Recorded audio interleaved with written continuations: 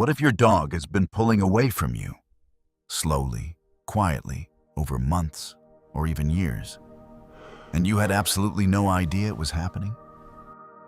Not because they stopped loving you, but because something shifted, something small, something that started so gradually that by the time it mattered, it had already been going on for a long time.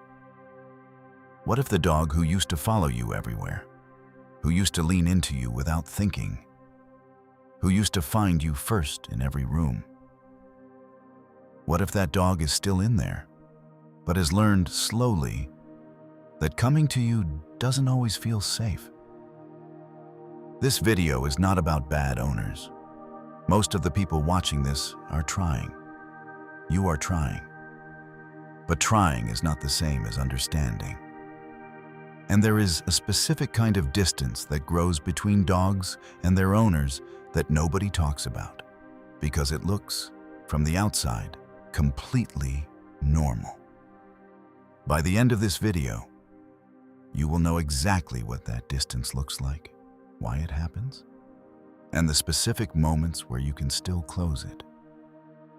Stay with me, because number 3 is the one that most owners cannot believe they have been doing. 1. Your dog didn't stop trusting you all at once. It happened one small moment at a time. Trust for a dog is not a feeling. It is a calculation. A quiet, constant, unconscious calculation that their nervous system runs every single time they interact with you. Was that safe? Was that predictable? Did what I communicated actually land? And the thing about that calculation is that it does not reset every day. It accumulates. Every interaction either adds to something or takes from something. And the withdrawals are not always dramatic. They are not always raised voices or harsh corrections. Sometimes they are just moments where your dog reached out and got nothing back. Moments where they signaled discomfort and the interaction continued anyway. Moments where they tried to connect and were redirected into something else entirely. Researchers studying the human-dog bond have found that trust erosion in dogs follows a pattern almost identical to what psychologists observe in human attachment relationships.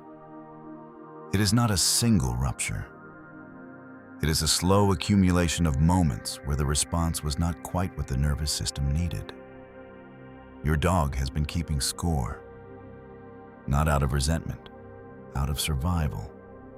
Their nervous system needs to know whether you are safe, and it is always finding out. Distance shows up in the small things first, and most owners miss it completely. It does not look like a dog cowering.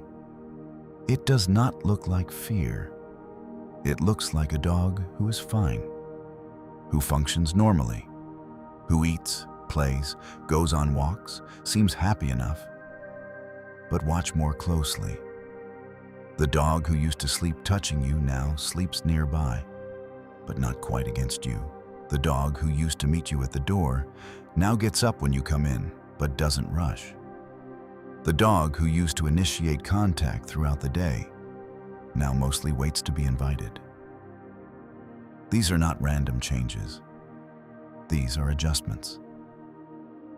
Your dog has quietly recalibrated how much of themselves they offer, based on what has been received and what hasn't.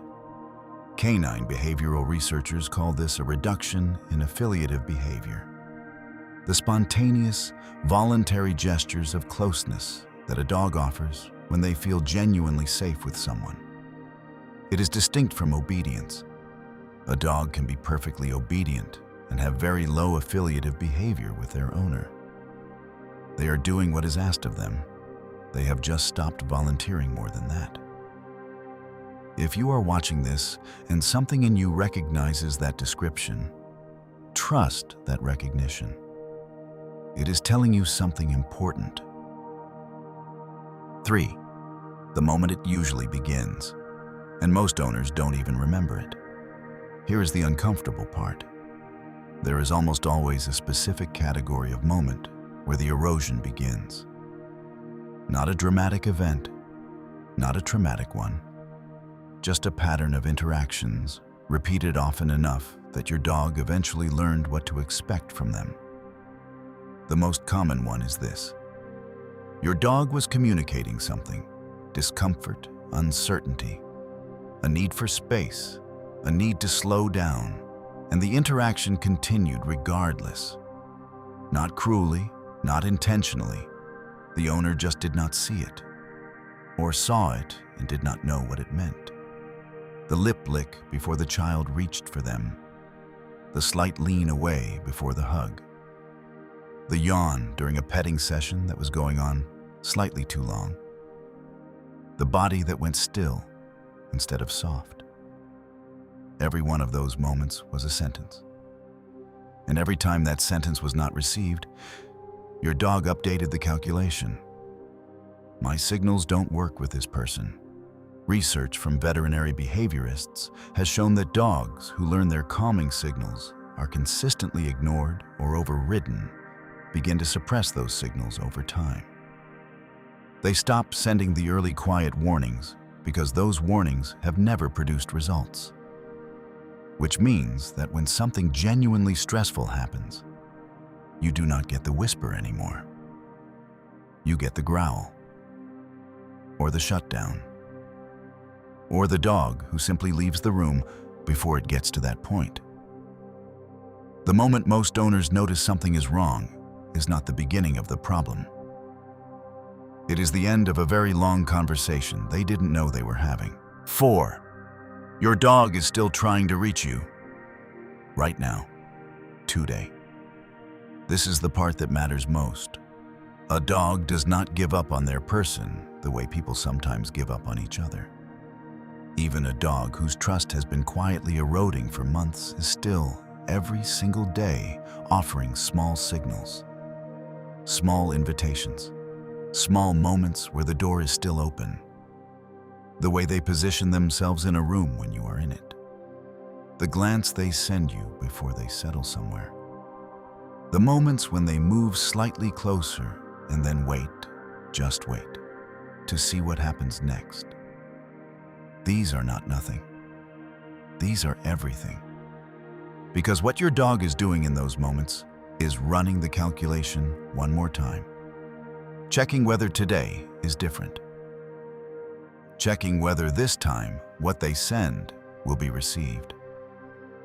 And the answer you give them in that moment, not in words, in attention, in stillness, in the way you respond or don't respond. That answer goes into the score. You still have time to change what that score says. Not through training, not through treats or commands or new routines. Through presence, through the quality of attention you bring to the small moments that your dog has been quietly offering you, probably every single day, that you may not have fully noticed yet. 5. Trust doesn't come back all at once, but it comes back faster than you think. Here is what the research actually shows. And it is the most hopeful thing in this entire video. Dogs are not holding grudges. Their nervous system does not work that way. What they are doing is running a live, constantly updated calculation, which means the score can change. And it can change relatively quickly if the new information is consistent enough. A study examining dogs rehomed from difficult environments found that with consistent, attuned, responsive care, dogs showed measurable increases in affiliative behavior toward their new owners within weeks. Not months, not years. Weeks. Your dog is not waiting for a grand gesture. They are not waiting for a perfect day or a breakthrough moment or for you to become a different kind of owner overnight. They are waiting for the next small moment to go differently than the last one did. Let them finish what they came to say. Notice when their body goes still instead of soft. Stay consistent on the days when it is harder to stay consistent. Give their no the same respect you would want your own no to receive. Do those things in the small moments more often than you don't. And watch what your dog starts to offer back. Your dog has not stopped trying to reach you. They never stopped. They have just been waiting for you to understand what reaching actually looks like. If this video gave you something, a moment of recognition, a new way of seeing what has been in front of you, then do one thing before you leave. Hit like, leave a comment telling us which point landed hardest for you, and subscribe. Because the more you understand your dog, the better life gets for both of you. And that is always worth showing up for.